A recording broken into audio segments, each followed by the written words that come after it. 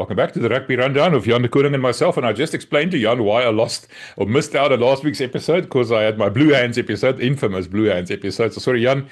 But anyway, yeah, we're back today again. Great stuff. Thanks to have me, and awesome to be back. But of course, we lost the game on Saturday, and yesterday Rassie had a very, I would say, open press conference, sort of taking a mea culpa approach. It's my fault. He accepted responsibility for it. First and foremost, how much do you read into that? The fact that Rassie is now taking it on his own shoulders. Is it all his fault? Was it partly his fault, or was he just, trying to deflect blame from his players? Partly, definitely deflecting blame from his players, but that's a Rassie way of doing it. He doesn't throw his players under the bus, even though there were some players that needed to be thrown under the bus. But part of that is wrong selections, incorrect selections. We saw the bench, and as talented as Zachary Porton is, and as talented as Jan Hendrik is, they didn't bring that calmness that were required. And Jan Hendrik doesn't mean he's a bad player. Doesn't mean he's not going to be a great player. He could be one of the greats of the game in years to come. But I think Jan Hendrik needs to calm himself down. He seems to be, I don't want to say he gets wild, but he has those hot flushes where he seems to lose his composure. And I think in that was the game where you needed composure. You needed to calm everybody down. Porton just, he's still learning, but they're both youngsters, man.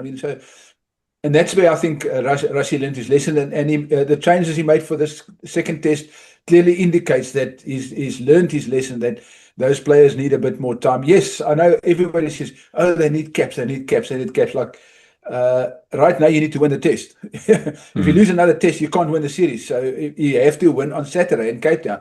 So that's as simple as it is. He selected a team that he thinks can win this test, and that will be able to understand and maintain the pressure. They are obviously risky. He's got a 2-1-5 bench or 5-1-2 bench again. There's that risk, but I think in general, Rassie admitted that some of his selections and his decisions, the one thing he also said was that he should have sent down a message to take the penalty. So how does that work now, that message thing? Because I was interested in that, because I also saw Dave Rennie say that they sent a message down to the referee in the game to go watch things on the loose head side. How does that work? How can they speak to the referee during the match? I mean, is that even allowed, or how do they do it? No, I don't think they're speaking to the referee per se. They send a message down to the players to speak to the referee. So they'll get a message to the captain to go speak to the referee. And Ardie Savea did speak about that. So those water carriers are now becoming the message carriers. Having a green light and a red light and Rassie's disco lights won't work, because this is a more specific message that you need to get on. What you need to do then is get the guy on the side with a kicking cone. And the moment the penalty is awarded, you tell that guy, now you run on. And because he is running on with a cone, they will get the message that they must kick, and the message coming from above. So, yeah, I understand what Rennie said, but when he says they get the message. So Rennie also, you got to translate. So like Rassie's English is sometimes very broken, even though he's very eloquent in it. People says, oh, but he's, because the double negative that you get in Afrikaans, it works, but and you and myself know that sometimes you think in Afrikaans, you talk in English, and that's also why we would say, I think, because you pause yourself, and Rassie then uses his Afrikaans talking in English, and that's where all those. So I think the classic situation is lost in translation. He's saying a good thing, he's making a valid point, but his language is sometimes, and is that exactly what Rennie is also doing? When he says we got the message to the referee, or we spoke to the referee, not him personally. He sent a message to the players, and the captain went and spoke to the referee. Yeah, no, that makes sense. I mean, you and I both know, both of us are actually Afrikaans speaking. Most of us on this channel are actually Afrikaans speaking. So there's a lot of translation going on in our heads as we speak, don't you think? Yeah. No, very, very much. And I get people often tell me, I think too much. But that's an Afrikaans. It's a very, very Afrikaans thing. And I've been told that that's a way of You say, I think, because it gives you the extra half a second to or actually and translate. R's. No, we know we and R people. I try and do my best to get them out in editing, but it's not always possible because we and R a lot. But not just you and me, but all of us. My worst is the was and worse. It's still confusing to this day. Yeah, I know. My plural, my singular. So team is singular. Yeah, but the team is plural. The team is plural. The players one by one are singular. I learned the team is plural. It depends whether you're American, English, British, or South African. If you said African, it can be anything. Yeah, who cares? As long as you understand what we're saying. No, we don't care. We've got a follower. His name is Siegfried. He knows who I'm talking to. I'm not going to give his full name. He's going to correct me in my English very soon in this comments. I'm sure he is. So how's it, Siegfried? Thank you for that, man. We appreciate it. He just breaks it down and makes it simple for me to understand. As they say, what are you doing on Sunday? Bring your sandwiches. I'll teach you some English. So there we go. All right, so we'll talk about the team just now. I mean, lots of 6 changes, 3 of them in injury enforced. But we'll talk about the team. Let's just talk about the game first. And there's the old famous saying, lies, and damn statistics. The Springboks won every single statistic, I suppose, except the one on the scoreboard, the one that really matters. So just give me your overall impressions of what happened on Saturday. Well, first of all, Saturday was a Peter de Villiers game. He also, on more than one occasion, said, we won everywhere except on the scoreboard. So, yeah, it's one of those things. So 60% territory, 60% possession. But I think the most telling statistic for me, and this was mentioned by both coaches. So Dave Rennie mentioned, and I think the best way is the description he used. He said South Africa is the best team to convert 22 entries in the world. They usually score 5.5 points per 22 entry. That means we score a try every time we enter the 22. This past Saturday, it was 0.9. So that means we only scored one of our 11 entries was converted into points. And when we talk entries, it's entries into the 22. There's not a penalty that you get outside the 22. Those points don't count because it's not an entry into the 22. It's when you carry the ball into the 22 and you convert that. So that to me says everything we need to know. Yes, they ripped, and that's another thing. They were very good at the breakdown, at spoiling. Rassie keeps saying it's all legal, it's all legal. But I know he doesn't want to stand on the referee's toes. But believe me, there was a couple of forward passes which went undetected or unpunished. There was a headshot that went unpunished. I've so often heard, and this is just for clarity, I'm not complaining about the referee. I don't think we lost because of the referee. We lost because the All Blacks were better and we were terrible. It's probably our worst performance in 2 years in terms of, we're talking about 25 missed tackles and 23 turnovers. So apart from the only converting one of our 11 22 entries, so if you get 11 entries into the opposition 22, you should win the game. We only converted one of those. That's the first. The other statistic is, or contributing to that, is that there were 23 turnovers, which is unheard of, and 25 missed tackles. So that tells you how bad the Springboks really were. That doesn't mean the All Blacks weren't good. The All Blacks forced some of those mistakes on us. Quite a lot, I suspect, and they were very good at the breakdown and spoiling our ball at the breakdown. So, yeah, I think that's you can sum it up. I mean, there's a lot of things. You can go to the individual passes, you can go to a couple of forward passes and stuff like that. I think that we just made too many mistakes to really be in the races. Let's talk about those turnovers first. Number one, the All Blacks slowed the game down a lot, like you said. Rassie mentioned yesterday in the press conference, and again, he didn't blame the referee or anything. What they did was legal, but they flopped on tackled players, slowed the ball down. A couple of calls by the referee saying the ball was open, but it was still between the players' legs, and he allowed the All Blacks to compete for it. Little things like that, and it's not a question mark on the referee. Why were those turnovers so high? Let's talk about who competes in the turnovers. Paul de Villiers, Pieter Steph, Malcolm Marx, the guys that normally be involved in the ruck and like. What did they do to make us concede so many turnovers? What did you see? So the one thing they do, and this is something I spoke about earlier, and if you go back to some of my other podcasts, after the very first All Black practice I attended, I mentioned this. When you in their 22, near their 20, they do one of two things. One guy tackles, the other guy goes for the ball. It's double tackles, but unlike double tackles to hit you back, one tackles and the other one rips the ball.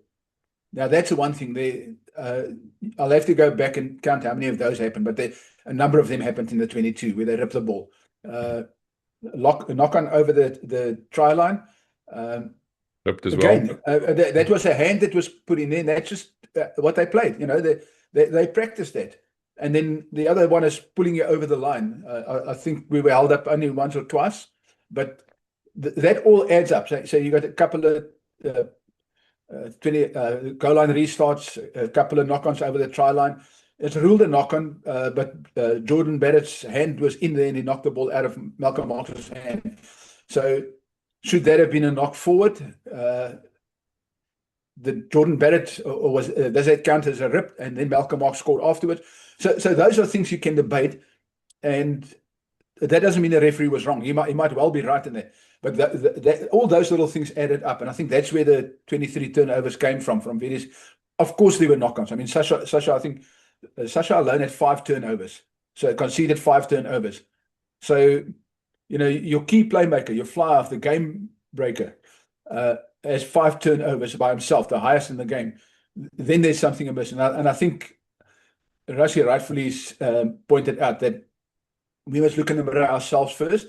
And I think that goes back to your previous point. He did look in the mirror himself. He also looked into the team's mirror and made some changes. And yeah, I mean, he's still holding out hope for CR playing, and we'll probably hear later today or tomorrow whether CR is fit, and then Paul de Villiers will sit out. But yeah, I think it's a matter of go look in the mirror and fix what you can fix, and that's what the Boks will have to do and will do probably. Rassie said in the press conference after the match, directly after the match, that the ripping thing caught them out. I spoke to a New Zealander coach called Ben Herring, who coached in Japan, worked with Tony Brown, worked with Dave Renier, who knows them, worked with Steve Hansen. And he says that's been like that for ages. That's nothing new from the All Blacks, the ripping thing. Why would it have caught the Springboks unawares, do you think? Or is it true that it caught them unawares? Yeah, I think they were, because there was a difference in the tactics, because they played this extremely fast game, standing off the rucks and stuff. So I think what caught them unawares is that they contested everything, and they didn't just. They were tactically more astute. So tactically, the All Blacks changed their approach. It's not a massive change, and they didn't kick everything. They didn't run, but they also didn't run everything. So I think tactically they did beat us, and that's what caught us by surprise, because they kept coming for every tackle, and there was an attempt to rip at every tackle, and they succeeded a lot. So what that means is we can't have one-up runners anymore. You now got to have a protector, a supporter, so that the moment the guy goes to ground, the carrying player must now make sure he holds onto the ball tighter, and the support player can then get over the ball. And I think that's something that Rassie says Sia does very well. So I think it's being more clinical. And when you say more clinical, it's not just as simple as hold onto the ball and never let go. It's making sure that you are secure in your carries. Don't try and bulldoze over everything. Just secure your ball. Go through the phases, and the openings and the gaps will appear. Yeah, that's a good point. How many times did we see the Springboks, make good ground, and then when they had to put get the ball back, there was no one there. Sort of no support runners. Yeah. Sasha, that excellent kick that he made and recovered himself. And that's the one I was talking about, where the ball was actually between his legs, and the referee allowed the New Zealanders to compete for that, because it wasn't out yet, as far as I know. But anyway, that's what I'm saying. There was no support there, and it arrived late. And that's the kind of thing that you see from a team that hasn't played together that much. And that's what I'm asking my next question. How rusty were the Springboks, do you think? All this chopping and changing and new teams every week and everything else, did it play a role or not? That could have been a contributing factor. It probably was a contributing factor. I think, to me, personally, the guys didn't look... you can see the Springboks. They look like damn zombies when they go on that field. And they seemed far too lax. They kind of enjoyed the haka, and they enjoyed the fact that the crowd stayed quiet, and it's a beautiful anthem, and there just wasn't that intensity that you normally see from a Springbok team against the All Blacks. yes, they had good passages, but it's almost, and people will probably slaughter me for this, but it's almost like they went through the motions because they're so good at it. They've become so accustomed to it. They just kept doing the same thing without actually solving whatever happened on the field, solved it on the field. Even after halftime, for another 10 minutes or so, the Springboks looked really good. And then from just after the 50-minute mark, things started going to pot because they lost their concentration. Right, we conceded 5 tries and we only scored 1. And you mentioned 25 missed tackles. Now, there was a big change in that match when Kurtley Arendse got injured and Jesse was moved to the wing. Now, I know Jesse's played wing before and everything else. I suppose on paper it made sense, but it upset that 12-13 balance. That combination, that, very trusted old school Jesse and Damian. Do you think that played a role there? Never mind the missed tackles. We get to the missed tackles just now, but it upset the defensive pattern, I think. And Rassie also admitted that might have been a mistake. Yes. So the fact that they had to bring in Andre Esterhuizen to play at centre and Jesse moved to the wing, where he has played before, but Jesse calls the defence from outside centre. It's a bit closer to the action. That's a very different position, and then having to stand a bit wider. And the other person they exposed is Grant Williams when he moved he played a lot on the wing. So Grant Williams was also exposed, but he didn't have a good game, and he's now injured, or as he says, he's injured. But yeah, so they did expose us out wide, and that would have been a contributing factor. But I think in general, our reading of those plays were, in the first half, we were a lot more secure. It's just their heads dropped. I mean, after that scrum penalty, to me, that's the changing that.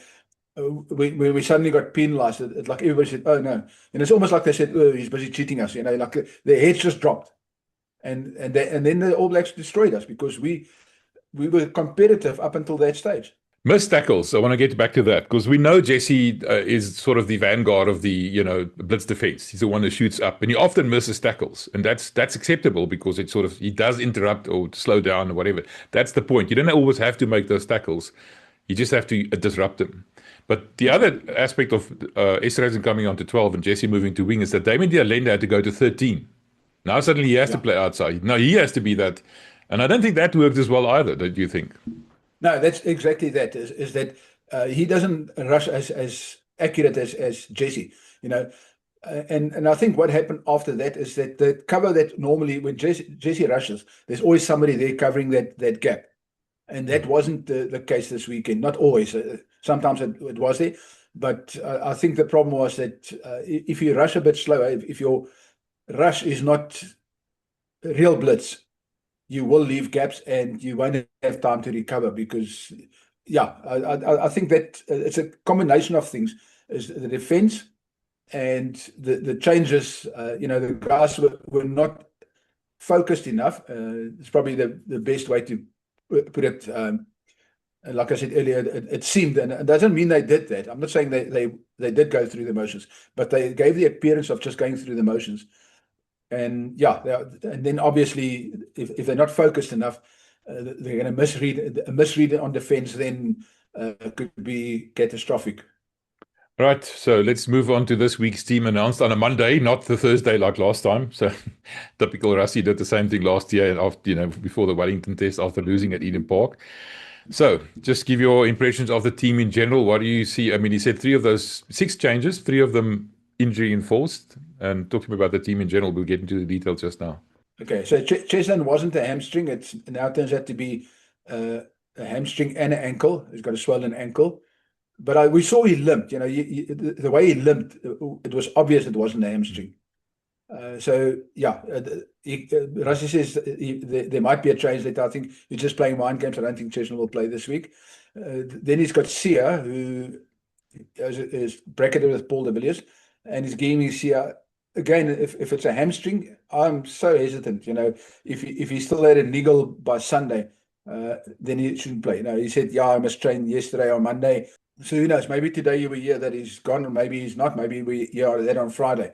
So, that's Sia. And then obviously it's come off with Grant Williams is now injured.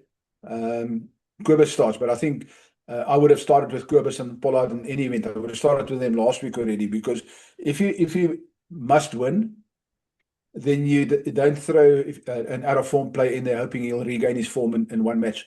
And we've now seen Sasha, and again, I want to, and I'll say this ad nauseum. I'm not saying Sasha is a bad player. He's extremely talented. Extremely talented. He is a really good player, but I think Sasha has lost form. Has he bought into this hype that was created around him in Cape Town? You know, I mean, he was called, I can't even remember what John Dobson called him. You know, it's like he named him some high-profile soccer player that's got all this hype around him. No, it was an English player, but yeah. But the reality is, there is a lot of hype. Then he was made Stormers captain, and soon after that, he lost his form, and he has his great moments, like we saw this past Saturday with that chip and collect. He can do that. We know he can do that, but he hasn't got the form. He hasn't got the focus. To me, it's almost like he bought into this hype. So somebody, I don't know what the English, rein him in. I'll use the English word, rein him in. En Afrikaans sê hy moet nie weggeruk word. So you got to rein him in and say to him, listen, focus on your core job. You know, you're the playmaker, but you don't have to do everything yourself. But that's another problem, is that Sasha seems to be doing things not for himself, but by himself. I know I've seen people say he's doing it for himself. I think he's doing it by himself. He must learn that he's got 14 other teammates on the field. He must use them. You know, I mean, Damien Allen's not a bad player. Jesse Creel's not a bad player. You know, so, and he's got great wings.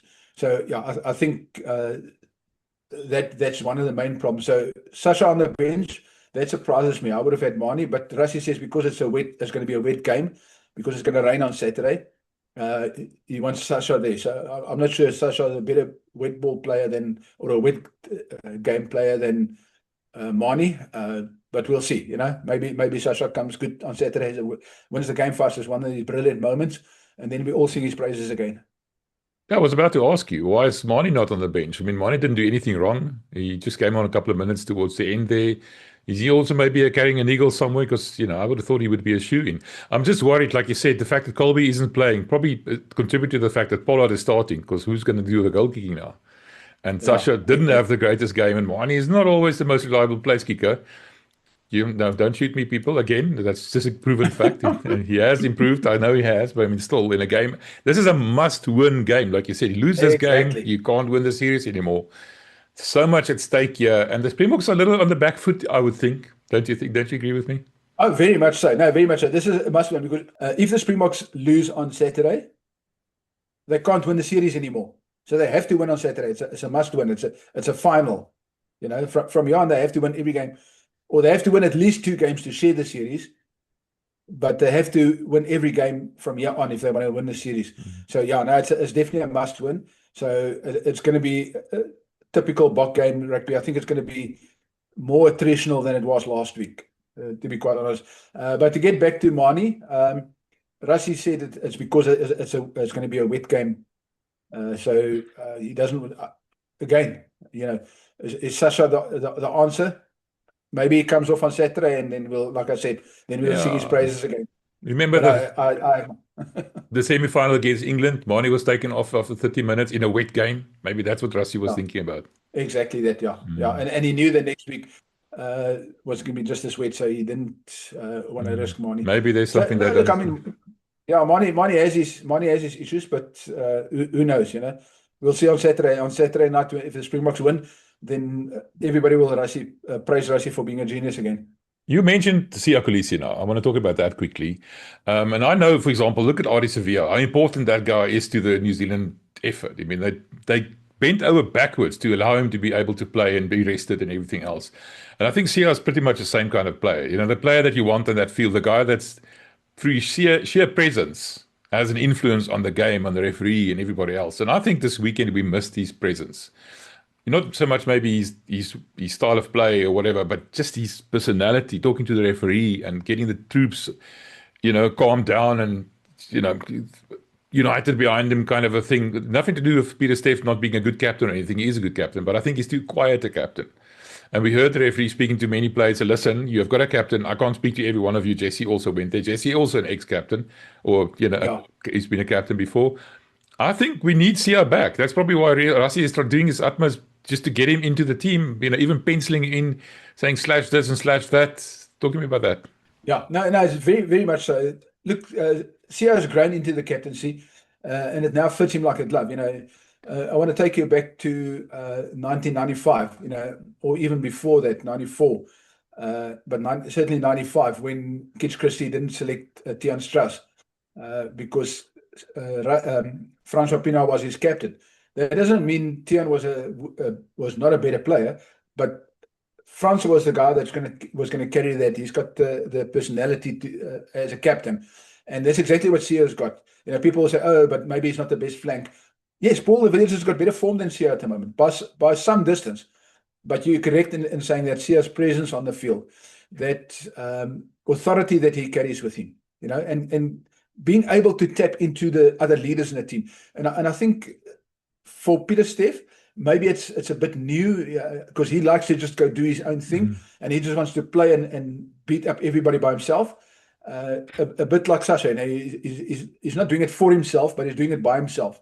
And Pieter-Steph needs to learn, like Sia also had in the beginning, need to learn to tap into the other players. And Sia admitted it, that in the beginning he didn't know what to do and what to say.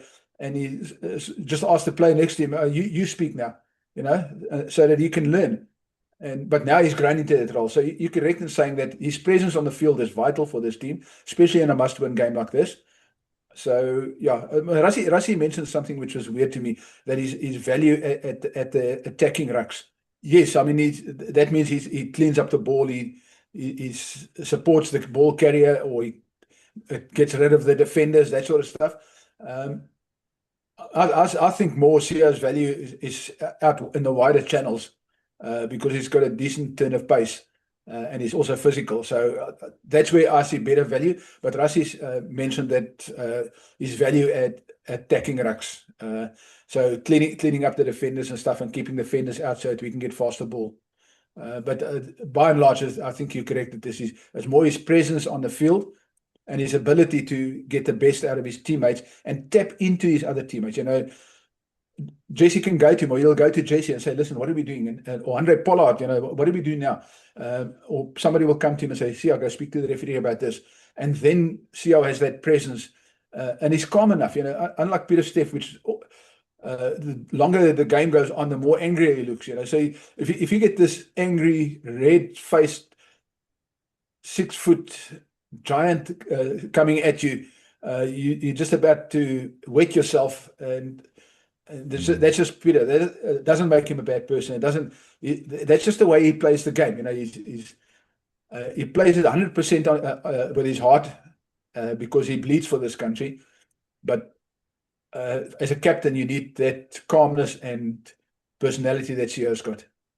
Yeah, talk to me about the burden of captaincy, because you just mentioned Sasha after being made captain of the Stormers, and I was against that. You saw his form dip a bit. And even Pieter-Steph, I don't think was in his best form that we've ever seen him. I wonder if that burden isn't too much for some players. Not that they can't do it, but it becomes an additional thing that detracts from their actual performance. It's not that is too much for them. I think it distracts their focus. So Pieter-Steph would focus on certain things, like his defense, making 28 tackles in a World Cup final. Because all he had to worry is win lineouts, clean the rucks, carry the ball, and tackle people. He didn't have to worry about making any decisions. Now suddenly he has to make decisions. So in the game, something happens, and now he's going to suddenly... And I think it distracts some players, and other players grow with that and learn. So Sia, again, I'll come back to this. He's admitted it on more than one occasion that in his first couple of games, he just asked the players around him. He didn't know I wouldn't say he didn't know what he was doing, but in certain situations, he didn't know what to do. And he asked some of the more senior players. And that's how he learns. He's a really good captain is one who grows and learns. And I think that's the value of Sia. And that's something that Peter still has to do. Pieter-Steph still has to do, is learn and mature into a captaincy role. Doesn't make him a bad captain. He can be a great captain. I think he's got that authority as a physical dominant figure, but he needs to grow and mature in the captaincy role. Talking about Pieter-Steph du Toit and for me the player of the match for the All Blacks and probably of the entire match, Jordie Barrett. And when you mentioned the World Cup final, I remember that Jordie Barrett couldn't move an inch, and Pieter-Steph was all over him. How are they going to counter Jordie Barrett? Because he was absolutely brilliant on the day. Yeah, no, you're right. He was the player of the match. Apart from Jasper Wiese, who I thought was rather unfortunate not to get man of the match, because he was also a monster. He was the one Springbok that stood out in the losing cause. Even right at the end, he carried on and on and on. A bit like a Pieter-Steph type thing, just not as many tackles. So I think how you keep him quiet is make sure that your ball carrier has got support and put pressure on him. Rush at him all the time. And what we have to learn is watch what the All Blacks are doing. So if you I want to go to something like the Peter Grant after the Grant kick, the grabber chip kicker or the kicker that was charged down. That guy was past the last player's feet, but the referee allowed him to do that. So he already stolen half a yard, and the referee kept allowing them to do that all the time. So we should have said, hold on a second, they're doing that. Now we do that. Either somebody, Pieter-Steph, needed to go to the referee and say to him, listen, are they really behind the last man's feet? And then go stand, do exactly what they do. Be tight on the line. And then you force the referee's hand. So, yeah, I think that was the one thing, is that we got to learn and see. Again, you come back to Jordie Barrett. You have to understand what the referee is doing, read it in the game, which we didn't do, and then adjust yourself in the game. But earlier, it doesn't help you wait till the 70th minute and then say, oh, okay, the ref has been allowing this for 70 minutes. Maybe we should try. No, after 10 minutes, 15 minutes, if you realize they're doing certain things, go do it. Go do it. Force the referee's hand. Either he has to make a call and stop both teams, or now he has to allow both teams to do that. How do you select a 39-year-old flanker as your backup hooker? I know that's his kind of position, but what does it say about our depth at hooker? I mean, why not Johan Grobler, for argument's sake? I mean, if you wanted to really get I'm worried about that. I mean, I love Deon Fourie, make no mistake. I think also he's a very good leader figure. I think that's probably one of the reasons why he's in the team. But something is not lacquer there. I mean, they are better hookers, not people, not players, to be on your bench, don't you think? Yeah, as a number two, as a player who plays in the middle of the front row, I think they are better. But I think I did an article which is up on the website now about his warrior spirit. So if you have doubts, so my question to you is, if you have doubt about his selection, yes, it raised eyebrows. I was surprised. But then when I sat down back and I analyzed the entire bench, then I realized his warrior spirit. So he can play hooker, or you can use him as a loose forward. If you want him to be, if you think Malcolm Marx can go with the full 80, so suddenly you got 3 loose forwards on the bench.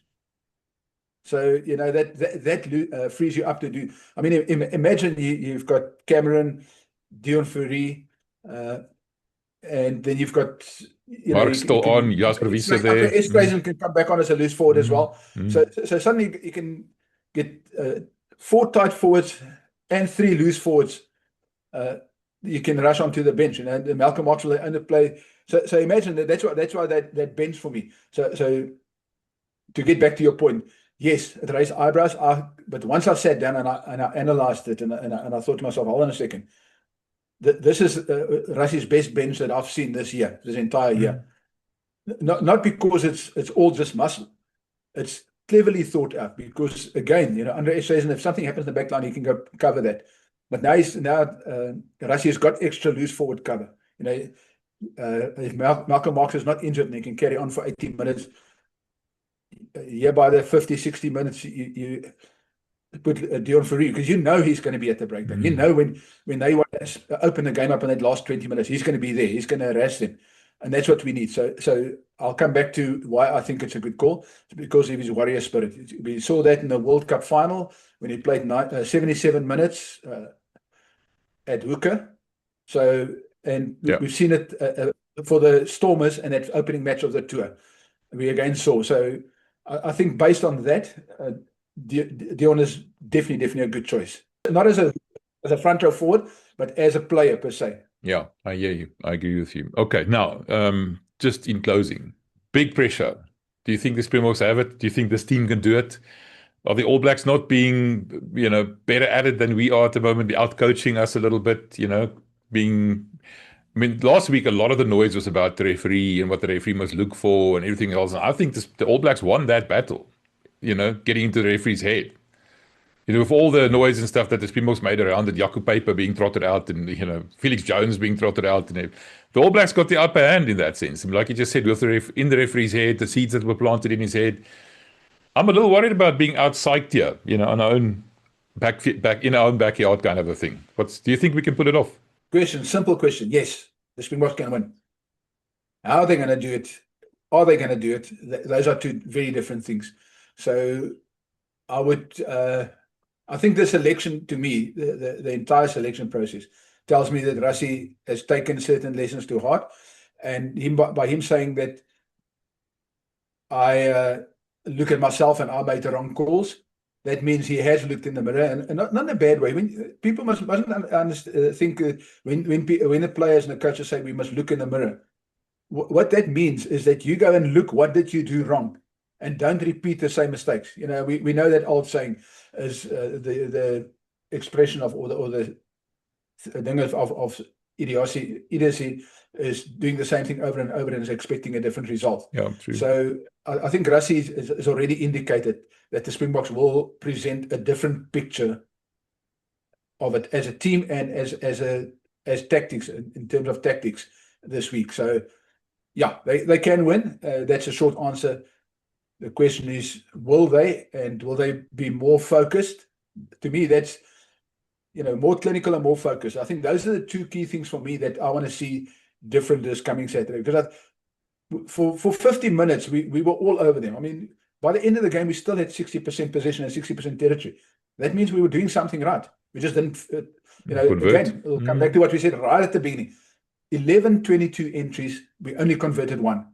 That to me, that says it all. So, lost right there. Yeah. I'm with you. Okay, Jan, quick prediction. I'm going to stick to what I said last week. I was horribly wrong last week. I said the Springboks to win by a single score. Not only did the Springboks not win, but it wasn't by a single score. They scored almost double the points. More than double the points that the Springboks did. So I'm going to stick to that. I think it will be another tight game. But I think this time the Springboks will last a bit longer. I think the hedge won't drop. So, yeah, I think it's, I would say 5 to 8 points, but most likely a single score at the end. Yeah. No, I agree with you. I think we can pull it off. I'm just worried about the rain, apparently. It's quite hot at the moment. You just mentioned it, but it looks like it's going to be raining. Then you want a guy like Pollard on the field.